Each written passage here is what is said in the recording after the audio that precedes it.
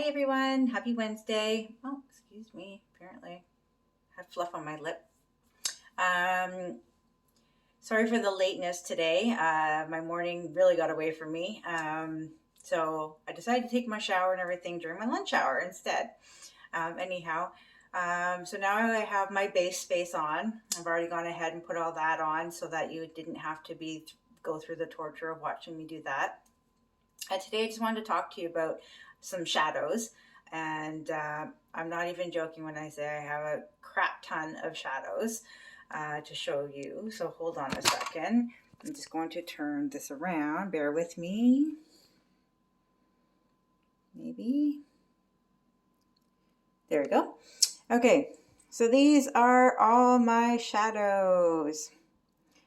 So the ones in the bags are the ones I haven't tried yet, or are duplicates that I have that came in kits or something.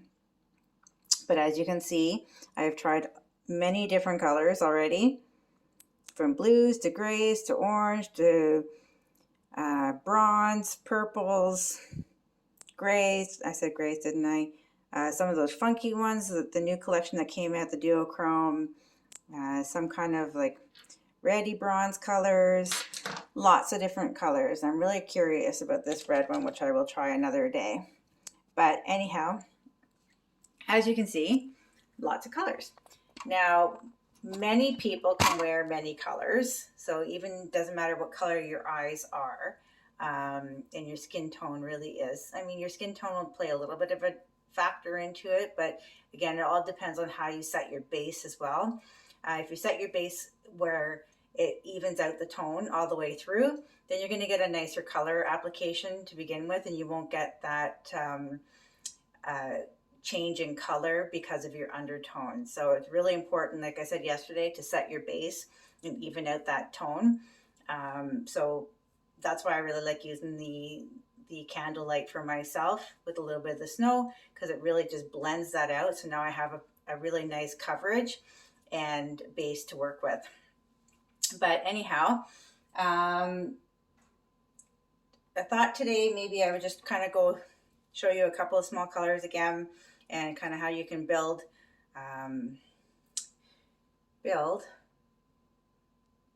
So this one here is just called Whisper Pink, and it's very light. It's a really, really, really pale pink. It's almost white, but this is great for kind of highlighting under the brow. I haven't done my brows, although I did clean them up a bit, so that is good. I finally got to that. Now everybody's eyes are going to be a little bit different, so like the way that you apply your makeup is going to differ from person to person, so I can't show you exactly how it might work for you, only because your eyes are going to be different than mine. So I will send up on here, I'll attach a little chart kind of that shows different tips for applying shadows for the different eye types that you have. For example, like if you have close set eyes, you definitely don't want to put any color on the inside of your eye. You want to brighten that up as much as you can. So that's where you'll put your highlighting accent color, because you want to draw the attention away from the center. So your darker colors would come to your outer corners only, and then you would keep it very light in the middle here. If you have wide set eyes, you want to do the opposite. So you want to draw the color inwards, the darker color inwards, to bring the eyes closer to set. And if you have hooded eyes, I think I mentioned this in another post from before, if you have hooded eyes, you want to basically create a crease. So where your crease line is, instead of going in the crease, you kind of want to go on the crease. So you kind of come up from the corner and draw this over top of this part here where the fold starts as your crease. So you'll create your darker color in that space. For a standard eye, almond eye, you have some lid to work with and such, then you can basically do all the above. So really you've got a little bit more flexibility on how you do your makeup. Next, I thought maybe what I would use is Amethyst, a nice soft purple. Haven't worn this one in a while, so I thought maybe I would do something with this one. I'm gonna do this one a little bit kind of heavier on my lid because I'm gonna show you. And then you just kind of want to stipple it on there so that you're not taking off too much of the color if you want to have it accenting a little bit more. So again, with this, you can do a really quick daytime look by just adding like these two colors only, making it nice and soft. Sorry, again, it's hard to see in this mirror, but there you go. Like that's super soft, super easy, super natural, easy to work with. And then you can just add your mascara and away you go. And again, you can layer this as well, which is really nice. So if you want to add a little bit more to kind of make it a little bit more prominent, just wait for the first layer to dry before you add the second layer, or else it'll just continue to blend and smudge until it's dry. So you definitely want to wait a little bit in between your layers. But super easy, really nice product to work with, really easy color to work with. It goes with so many eye colors. Beautiful on green eyes, beautiful on brown eyes. Really helps to pop the actual color of your eye, and the whites of your eyes will look whiter when you have something nice and bright. So that's with that. So you can leave that just like that, and you can go on, like I said, with your day. You can just carry on and it would look beautiful, especially in the summertime. Nice, easy, clean, crisp look. If you wanted to take it to an evening look, you can add some texture in that way. So either you can add like a dark gray or a darker purple, depending on what kind of look you want to go for. I think maybe today, I'll give this a second. Maybe I will do the deep plum just to kind of keep it in that same wheelhouse of the purples. Now again, in the color wheel, purple is opposite of green, orange is the opposite of blue, so on and so forth. So anything you put in those particular color zones and color families, you are always going to end up with a really nice result.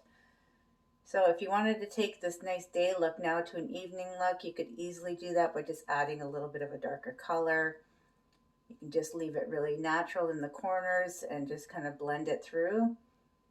If you just want to add a little bit, it all depends on you and how much is enough for you. Some people like to go very dramatic, but you just want to do a really soft blend. As you can see, I'm not tugging at my eye. Really soft blend. And again, start off with less and build as you go. It's much easier to add, especially with this shadow, than it is to remove. So as you can see here, easy enough. Let me see.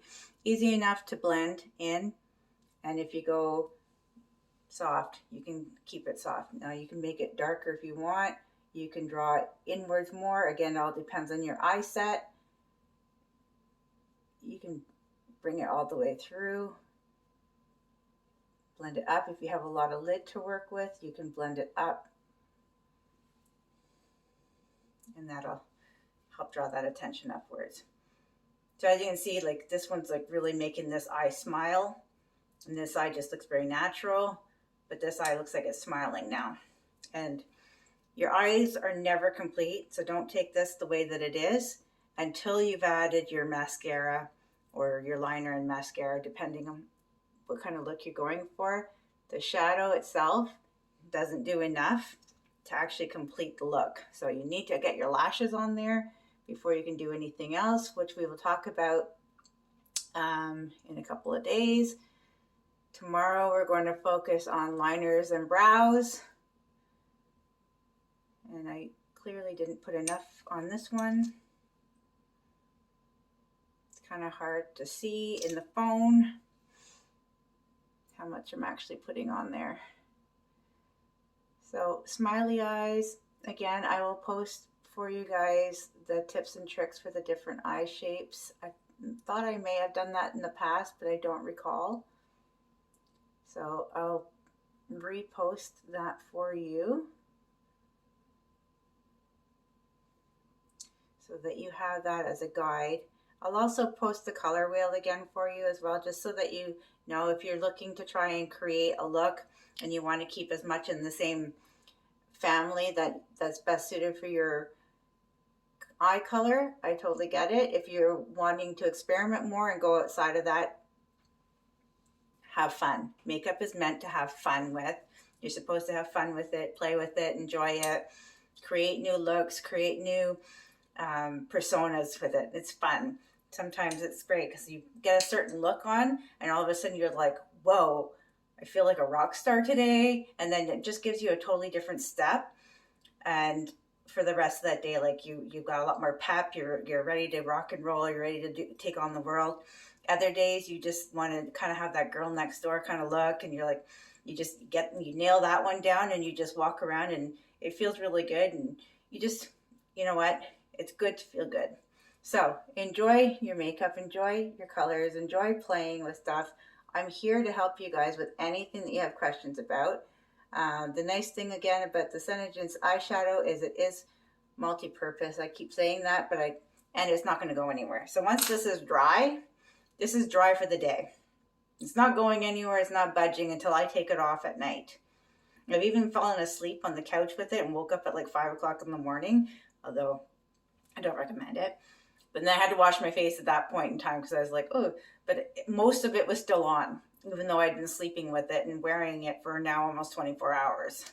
Again, I don't recommend doing that, but you know, it happened. Anyhow, let's see, look at it. It's not going anywhere. Nothing. It's dry. There for the day. Done. So I love the fact that this is a wash and wear. That's hair. And this is a stay and play all day kind of makeup. Anyway, tomorrow I will get to this point and then we will start with the liners and brows. Have a great Wednesday, everybody. I will talk to you all soon.